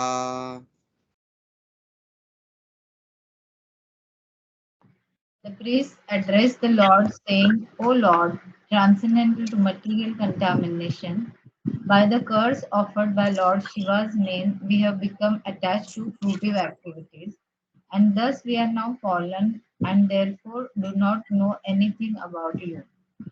On the contrary, we are now involved in the injunctions of the three departments of the Vedic knowledge under the plea of executing rituals in the name of Yajna. We know that you have made arrangements for distributing the respective shares of the demigods. Yeah, here Ritwijas. Now it's like one upon the other. We see now the show begins. The priests are saying, O uncontaminated Lord, because of the curse of Nandishwara, we, the Brahmanas, have become absorbed in karma. So Nandishwara cursed Brahmanas that all of you become attracted to karma. And then we do not know the truth about you. We know you in the form of sacrifice as Yajna, which is called as Dharma, our Varnashram Dharma. We as the Brahmanas, our Dharma is to perform Yajna. So for us, Lord means Yajna. For attaining Dharma, Artha and Kama. Why they are performing Yajna? Dharma, Artha, Kama. Yadartam idam trivrud upalakshanam. For three Purusharthas, Dharma, Artha, Kama, we are performing Yajna, in which the result is an arrangement for the Devata's share. So we understand our Dharma is Yajna. By performing Yajna, Dharma, Artha, Kama are accomplished. By the way, the Devatas are offered their respective share. When the Devatas are given their respective share, in return we get our whatever we need in the form of natural facilities, sunlight, moonlight, rain, wind, etc. etc. So like that we are taken care. Like that they are telling.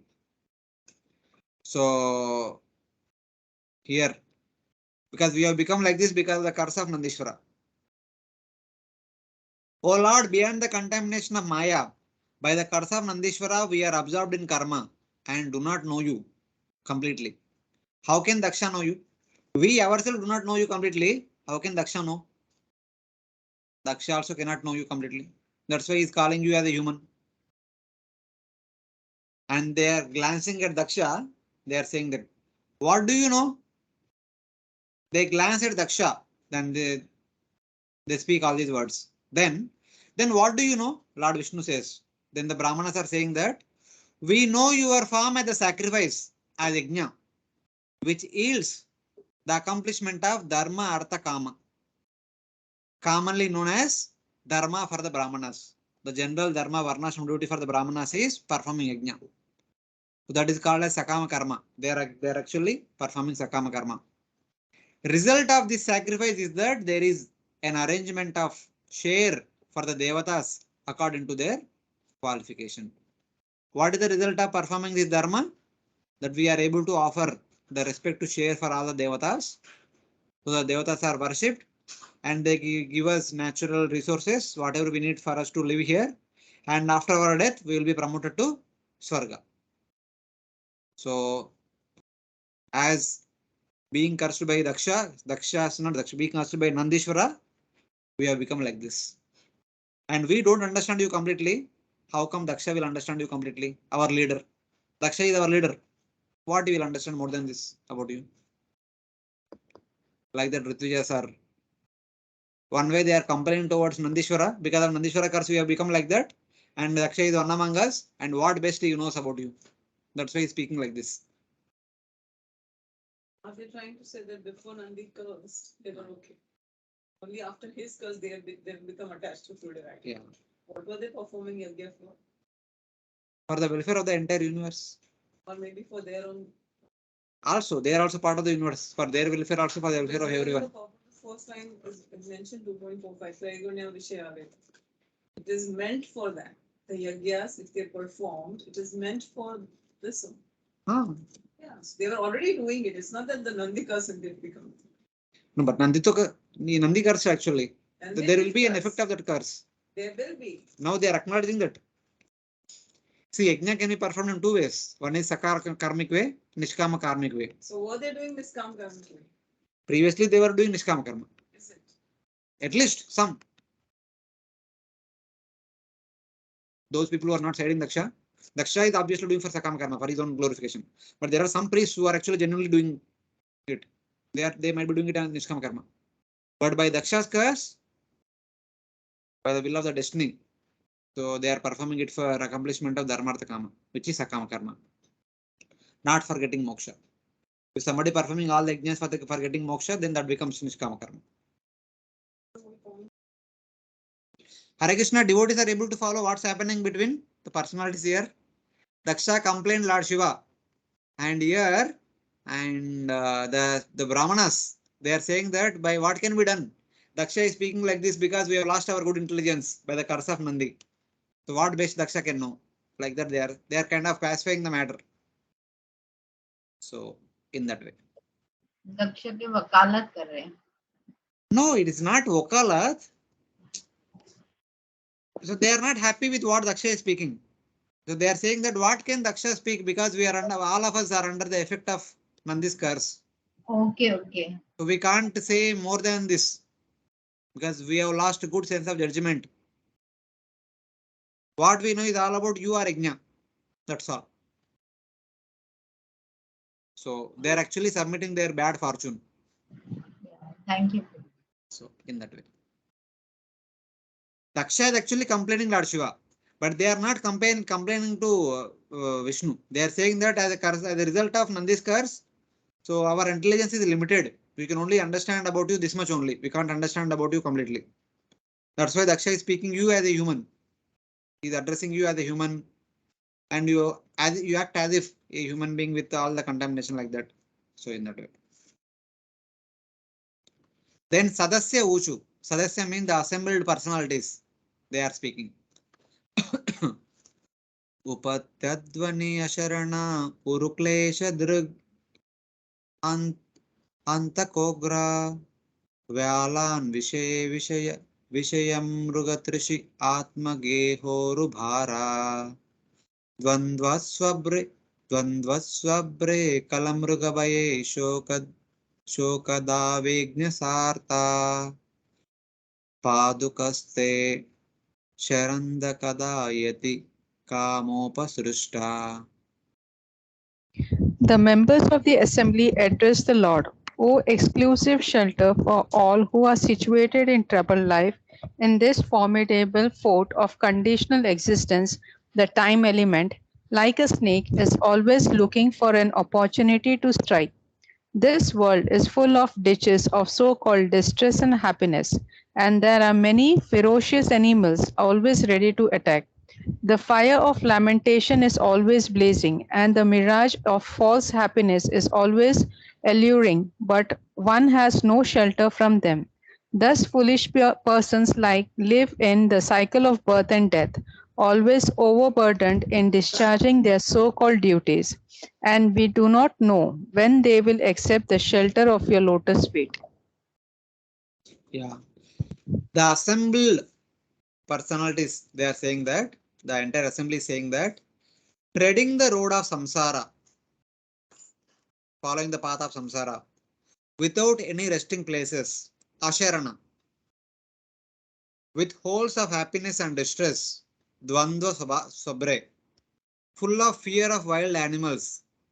So basically, samsara is like a path in the midst of a forest of middle enjoyment. And that path, there are no resting places. That means there are no houses. In the forest, who will construct a house? No one. You can have a lot of trees, but not. But on the path while going, there are so many holes of happiness and distress. Holes mean there are so many ditches. They need to go down and again climb up, something like that. Full of fear of wild animals. Since they are going on the forest, there is a fear of wild animals. Subject to forest fires of lamentation. Forest might catch forest fire also sometimes. So that is the intense lamentation. In the presence of fearful snakes of time, forest can have lot of snakes, which is like the time. And dangerous with the 5 types of suffering. Oruklesha Durge. There are 5 kinds of suffering. When will the ignorant people afflicted by lust, carrying the heavy loads of house and body, arising from a thirst of sense objects?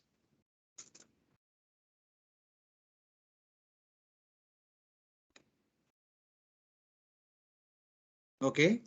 When will they are finally saying that, when will the ignorant people, the foolish people, afflicted by lust, carrying the heavy load of house and body, arise from the thirst of sense objects? Why the person is going to the path of forest life? Forest? Only for the sense objects. Vishaya Mrugatrushi. Because one is going on that path for this reason, they are going through so many things.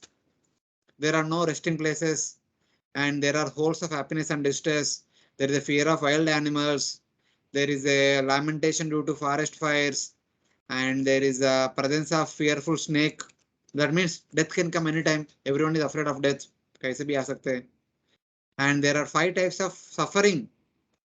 That and dangers with the 5 types of sufferings. What is the 5 types of suffering? I also don't remember. Maybe something. Huh? We'll see something there. On the path of samsara, devoid of rest, which has holes of happiness and distress, where there is fear of fierce animals like tigers, with a forest fire of lamentation, when the ignorant come to your lotus feet, when the ignorant come to your lotus feet, they will never attain your lotus feet. Daksha and the priests are made the objects of this comment. So here the Sadasyas are saying that Daksha and the priests are on the path of forest. So because they are, by the effect of Nandi's curse, they have been attracted to Sakama karma. They will never be able to take the shelter of your lotus feet. Glancing at them, the assembly speaks. O giver of shelter, if he does not surrender to you, if Daksha does not surrender to you, then what can you do? He is still thirsty for material sense objects, Mrugat Rishi, and thus thinks of his body as himself and takes on the load of house and other objects. He is afflicted with kama or lust. Something like that. So the Sadasyas are saying that what Daksha can say, what the Ritvijas can say, because they are affected by Mrugat Rishi, thirsty for material sense objects. So thus they will not be able to take full shelter of yours. They may take shelter of yours partially in the form of yajna, but not 100%. So something like that. So yeah, Vishnu Chakravarti Thakur and other acharyas, multiple acharyas. One thing that I was thinking that when we take darshan of the Lord, we have a lot of desires in our mind. But when we come in front of the Lord, we say that okay, we just want to surrender. We don't want any desires as such, but there are desires. So that means you're not able to take complete shelter of it. Yes. This is what it is indicating. Yes. Here the verse is specifically talking about Daksha and others, the Ritujas, because they were cursed by Nandi as a reason. Of course, before also they had some mentality like that, and now Daksha, Nandi's curse also added to it. Now their aim of life is only to execute dharma in the form of performing yajna. For what purpose? To accomplish dharmartha kama. So that's what is being mentioned. So that kind of people, they say that okay, this is what life is all about, not more than that. Yam imam pushpitam vasham pravadantevi pashita vedavadhartha partha nantasthiti vadina. That's what Prabhupada said in the previous verse. Yeah. And in this purport, Prabhupada says that persons who are not in Krishna consciousness are living a very precarious life as described in this verse. But all these circumstantial conditions are due to forgetfulness of Krishna. The Krishna consciousness movement is meant to give relief to all these bewildered and distracted persons. Therefore, it is the greatest relief work for all human society. And the workers thereof are the greatest well-wishers, for they follow in the footsteps of Lord Chaitanya, who is the greatest friend of all living entities. Krishna consciousness means complete surrender to Lord Krishna. Sarva dharman paridhyajya mamekam sharanuraja. That is Krishna consciousness. Not ada. No, but when we say Sarva Dharman Parityaja, what I felt, what I understood is that we are not taking shelter of anybody else, but we are looking for everything from Krishna. Now here one understanding is that we are asking only for the services to Krishna. We want to serve Krishna. But when apparently it is not the case, we have so many other things also. Although we're not asking for it, we're not at all asking it from anybody, neither we're asking it from Krishna. But we still have those desires. We still have. That's why Lord Krishna himself says in Bhagavad Gita, when Lord Krishna will take our responsibility, Ananya Chintayanto Mam Yejana Paryupasate, Tesham Nityabhiyuktanam Yogakshemam Vahamyam. So Ananyas means what?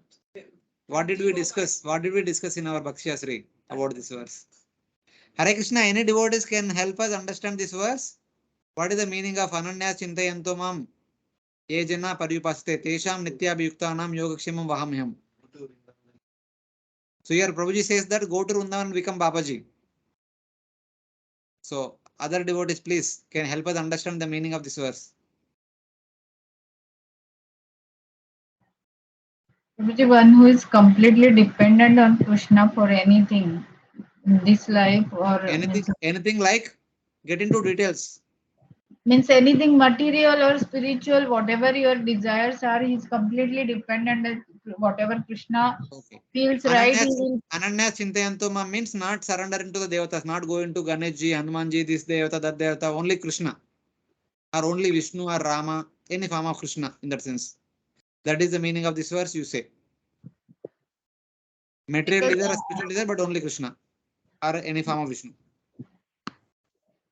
For the explanation of this, they also many times Draupadi's example is given up, like while she was getting this room, she was trying to call so many persons in the assembly, Bhishma and Dhritarashtra and Dronacharya and all those, but ultimately when she called Govinda, she realized nobody else can help me. That time Krishna came. That's what this is. So similarly, if we can leave everybody else and just surrender to Krishna, then I think that verse will apply. No, that is circumstantial, not necessarily. That is for protection. Hare Krishna, Prabhuji. Yes. Prabhuji, when Ananya, without any other thought or without any other distraction, when you concentrate completely on Krishna, then he provides what we lack and preserves what we have. Okay, now please let us understand that. What do you mean by no other thought? And what do you mean by Lord provides what we lack and Lord preserves what we have?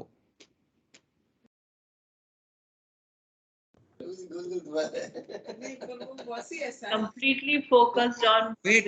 Mataji speaking. Mataji, please go ahead. Yeah.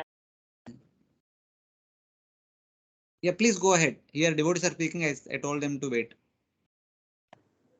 To me, Prabhuji? Ah, Okay. yes. Means completely without any other thought. Only Krishna, the complete surrender to Krishna when we are thinking like that. Then he is the one who is taking care of, he is the captain of the boat then. So what do you mean by completely taking shelter of Krishna? Whatever happens in this in your life or whatever is happening is he is the captain of our boat and he will be taking care for our purification or for whatever it is for our best and he Okay. will provide. If that Oh, is our thought process, then he preserves and he protects something you said. yes, what we lack, so for example, if sometimes if we are not very outspoken kind of a person or we are not rebellious, at some point of time when we need that urge to speak with that force, you see that it is coming out, Okay. like, so this is what like he takes. He empowers us. That means whatever Yes, we need, yes, he empowers us. yes, Prabhuji. Okay. Other devotees? See, Prabhuji, what I feel is basically just flow with the his decision. There shouldn't be obstruction. This is a very difficult, extremely difficult, but accept his decision at every stage without reacting, being calm and accepting it. And within you, there is something like it is happening for the good, or try to look what good is or what transformation God is asking of you. That is something, if you look constantly, then only you will be able to surrender well. Like there are times when I face so many troubles, and then when I look into, okay, where is he asking me to grow, which direction he is asking me, or what is that he is letting me to go. I'm holding on to something and he's asking me to let it go. When you constantly look into that direction, no, Prabhuji, I can feel ki the growth happens fast. Growth happen me, you're able to accept the things in a better way, and without reacting and being calm. That is, according to me, that is the higher form of Yeah, very nice. Motivational perspective meaning of this verse. Personality development and motivational talk on this verse. no, Prabhuji, I don't know. I'm not a well-read person, but this is what I am experiencing. Okay. Thank you. Other devotees?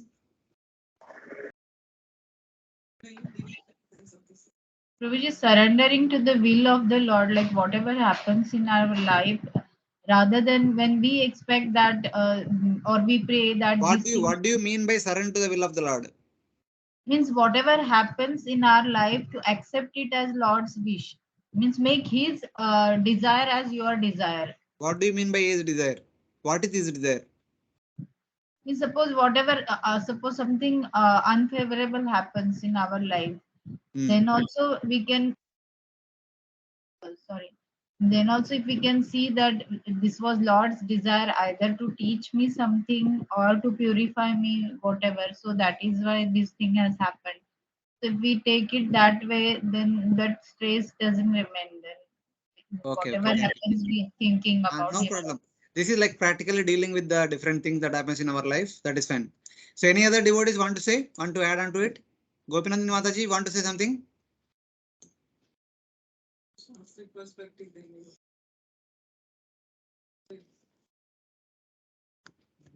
Seems not there. Any other devotees who have not spoken till now?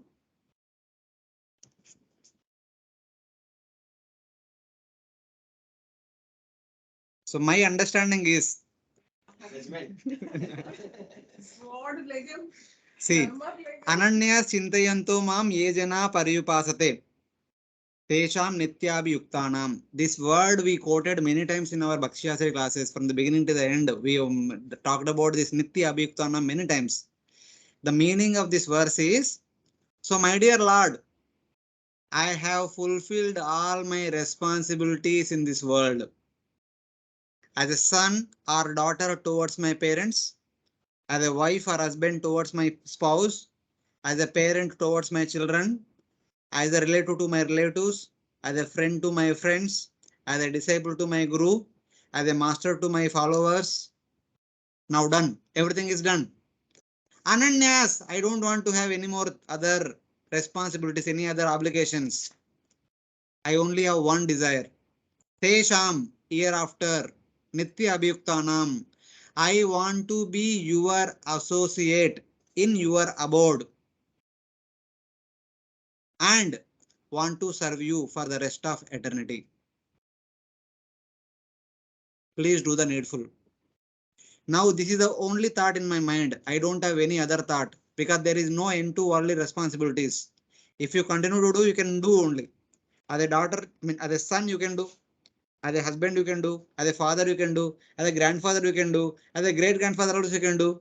By good fortune, people may live like that. Of course, from the perspective of male, from the perspective of female, also as a daughter, as a wife, as a mother, as a grandmother, as a great grandmother. There is no end to the worldly responsibilities. But at one point of time, one should say that I have done all my responsibilities enough. Now I don't want to serve anyone. I exclusively want to serve you. Ananyas, no one else, nothing else, only you. Not only on Sunday, every day, 24/7. And not even in the material world, but only in the spiritual world. Tesham Nitya Bhyuktana means I don't want to serve your deity or your photo frame. I want to serve you personally in the spiritual world. Ejana Paryupaste. With this thought, here they demonstrate their desire that they engage in your deity service, in Lord's deity service 24/7. So when we display our eagerness to go back home back to Godhead to serve the Lord, then Lord says that Yoga Kshema Mahamyam. I will take the responsibility of bringing you to my spiritual abode. That is yoga. And I'll make sure that you will get the same service that you want to serve me in person. That is Kshema.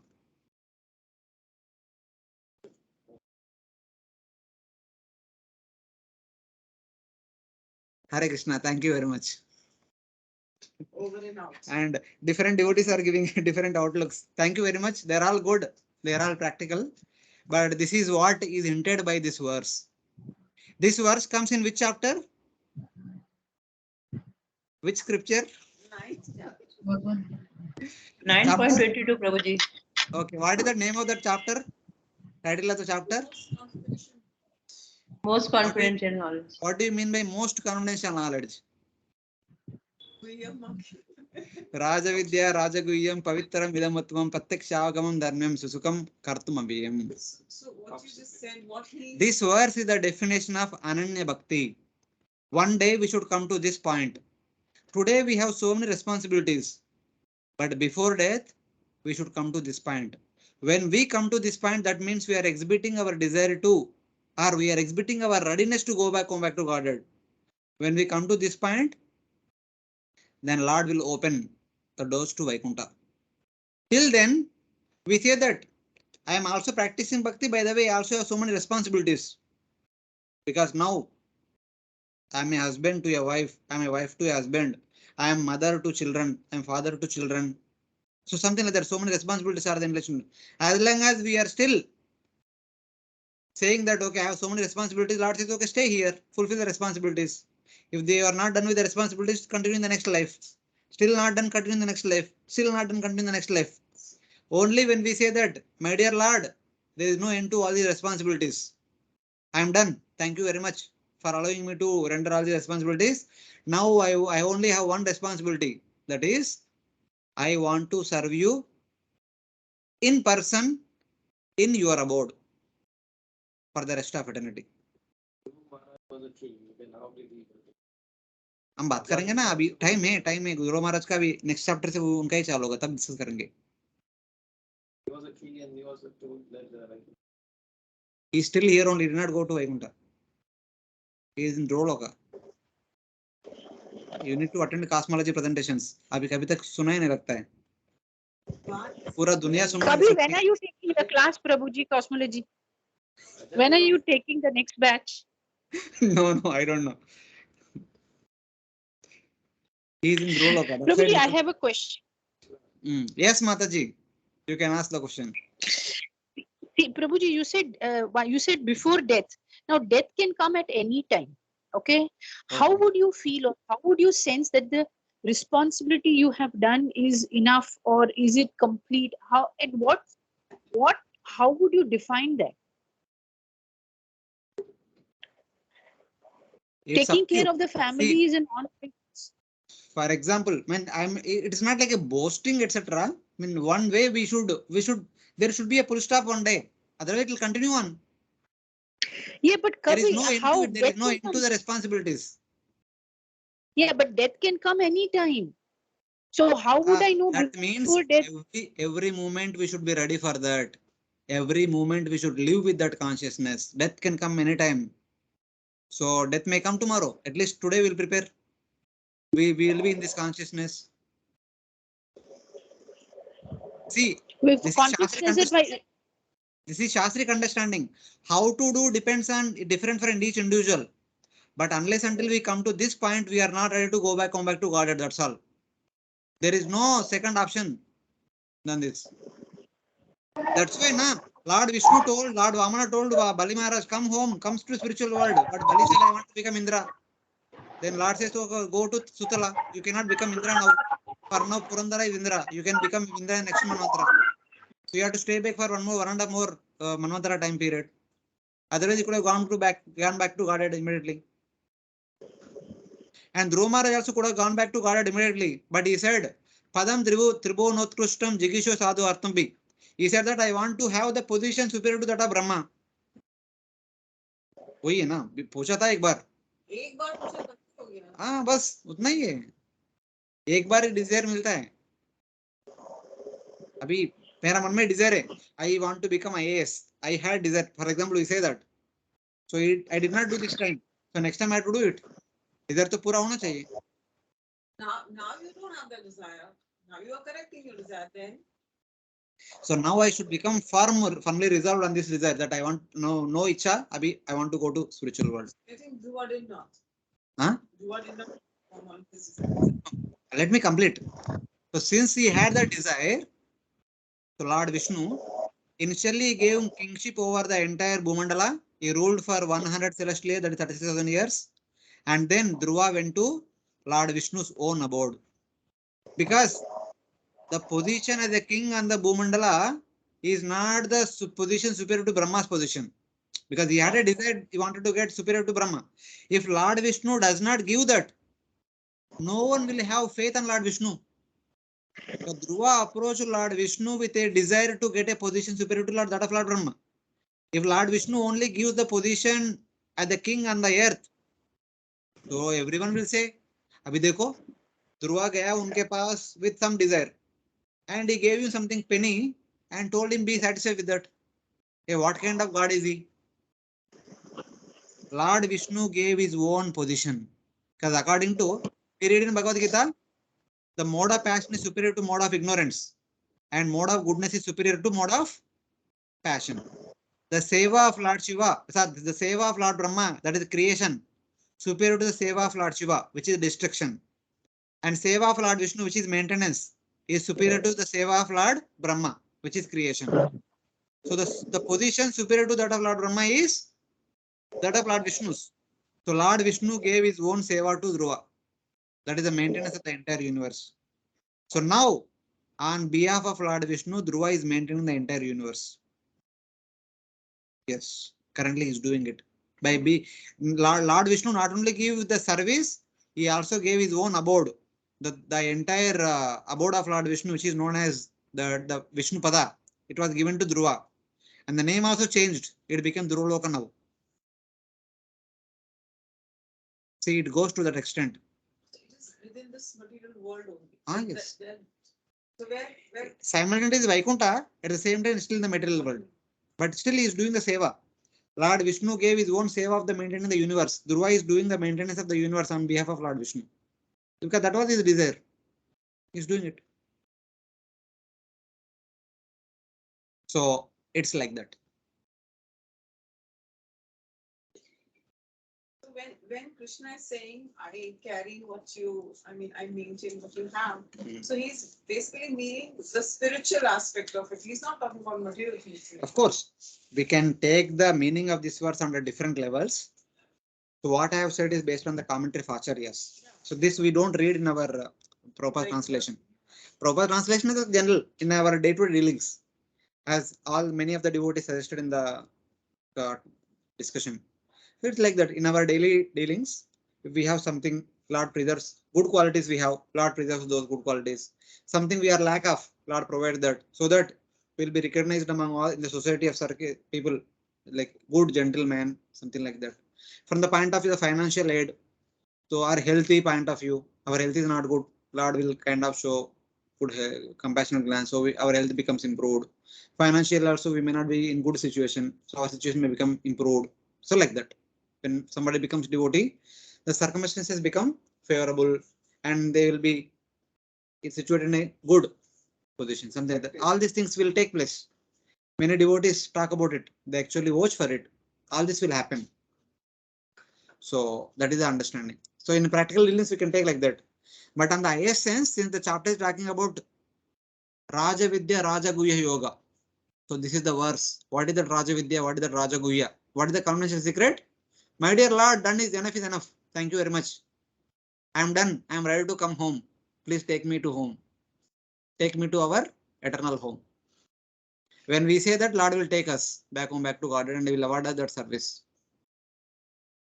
Can you discuss this meaning? Yes. You hear the lecture. Hare Krishna, okay? Devotees are able to follow. I'm sorry we discussed so many other things. I don't know. As per my little knowledge, if something is out of order, please ignore.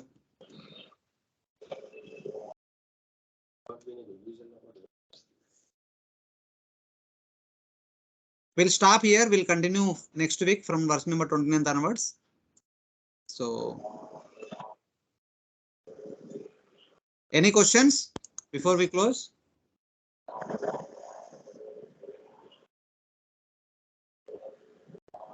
Okay, if there are no questions, we'll stop here. Grantara Srimad Bhagavatam ki jai, Srila Prabhupada ki jai, Ananta Koti Vaishnava Bhakta